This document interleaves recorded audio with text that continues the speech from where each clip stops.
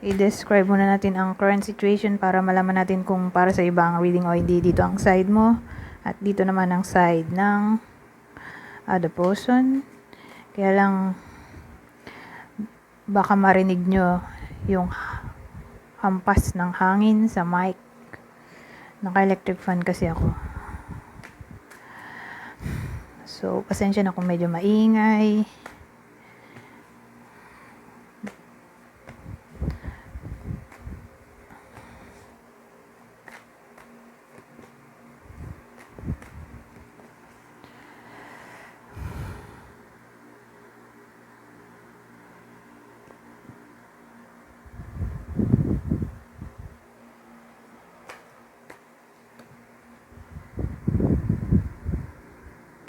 Ano to? So, ayusin ko lang sandali. Kasi, gagawin ko tong thumbnail. Pero, kung nagmamadali kayo, pwede nyo namang i-skip na tong part na to. O i-adjust ang playback speed dyan sa settings ng YouTube.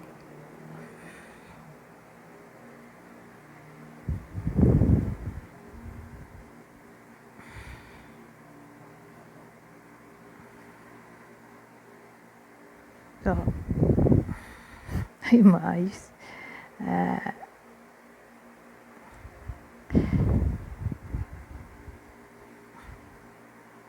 Ayan, pwede na siguro yan.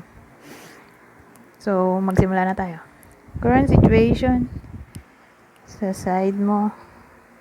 So, tatakluban ko na lang ang microphone dahil nahangin.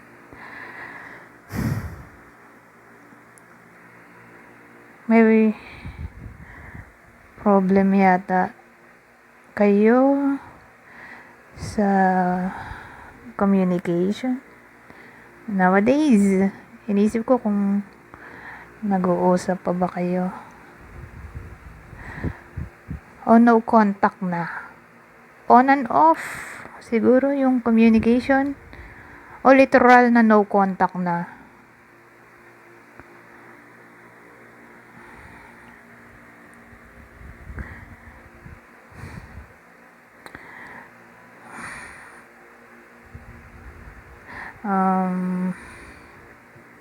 Ano to?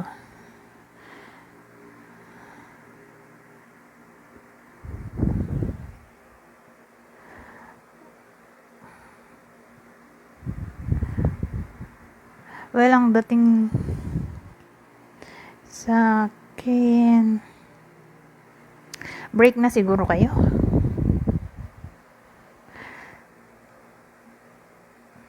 Dalawang senaryo. Either break na kayo, sinusustentuhan na lang yung mga anak mo. Pangalawa, break na kayo. Pero friends na lang. May contact pero friends na lang. So again, ulitin ko. Either break na kayo, nagko-connect na lang kayo dahil sa mga anak o para sa suporta. Pangalawang senaryo, break na kayo, pero friends na lang. In contact, pero friends na lang. Dito, sila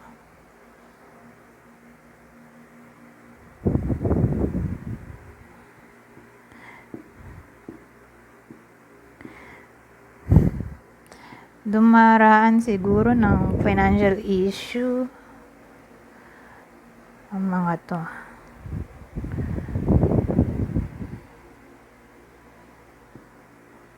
Dalawang senaryo din. Either dumaraan ng financial issue o nasa process na ng pag-heal mula sa financial issue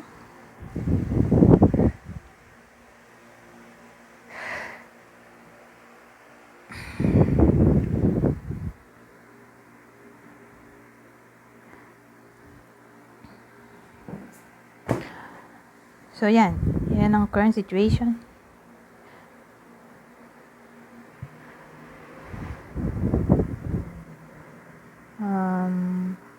Ano kaya magamit dito? Ito na lang. Sila pa siguro. Pero may problem nga sila sa pera. O naghihil na. Nakakabangon na sa pagkakaroon ng financial issue. So, current feelings nila para sa isa't isa.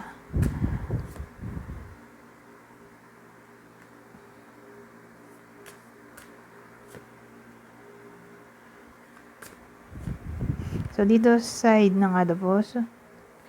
At side ng poson mo.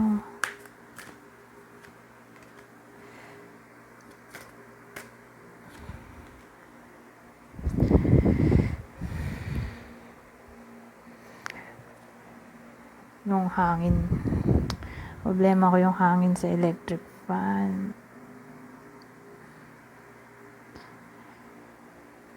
Wala, pwede na yan.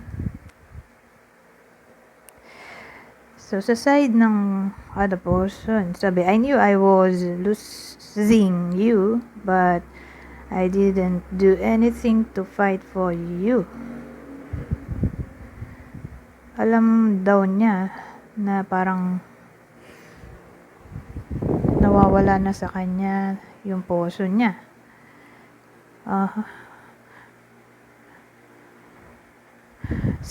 Yung gitna, my focus is on my life. I can't be bothered to worry about you. So, ang main focus daw niya ay buhay lang niya. Ayaw niyang intindihin o mag-worry.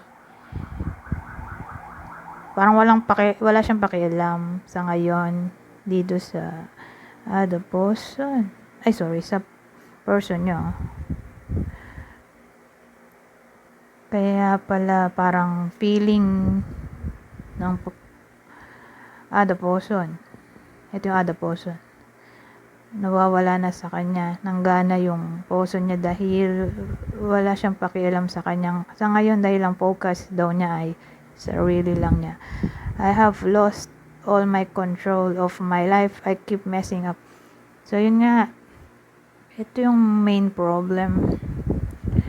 Feeling niya wala na siyang control sa buhay niya. Lagi siya nagkakamali. O lagi siya nagkakaproblema. Kasi misfortune. Ito. Pero again, mukhang sa pera.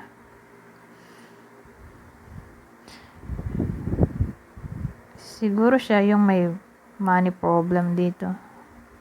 Kaya, nagpapaka-busy siya. At dahil doon, nawalan na siya ng time sa person mo. So, dito naman sa person mo, there is a big hole in my heart that I cannot fill on my own. So, may something missing daw sa buhay niya o sa puso niya na hindi niya matakloban o mapunuan yung butas na yon nang siya lang. So, yun na nga, yung missing dito, love siguro.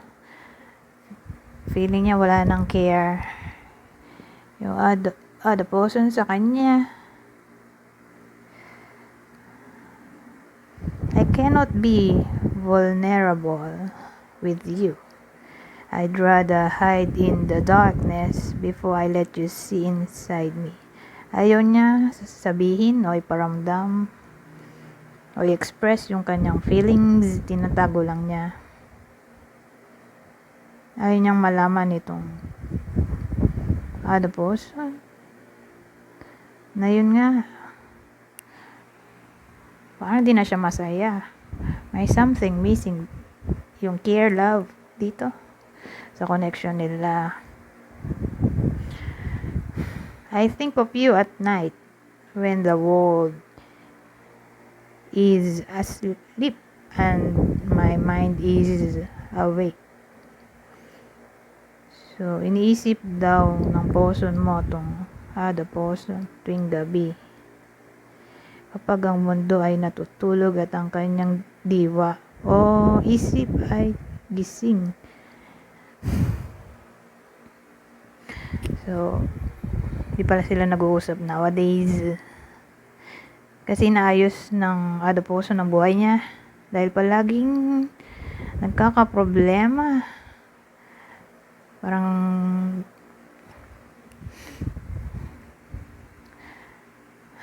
nawalan siya ng control sa buhay niya. Laging pumapalpak yung plano niya. O yung nangyayari sa buhay niya, laging may disaster o disaster. Baka yun na yung karma. Who knows?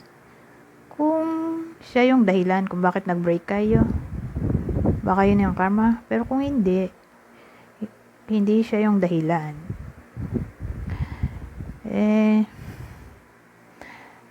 Malas lang talaga siya nowadays. Itong the poson.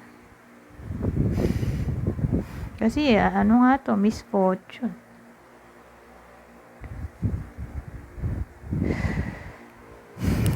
So, yun. Ang current situation nila.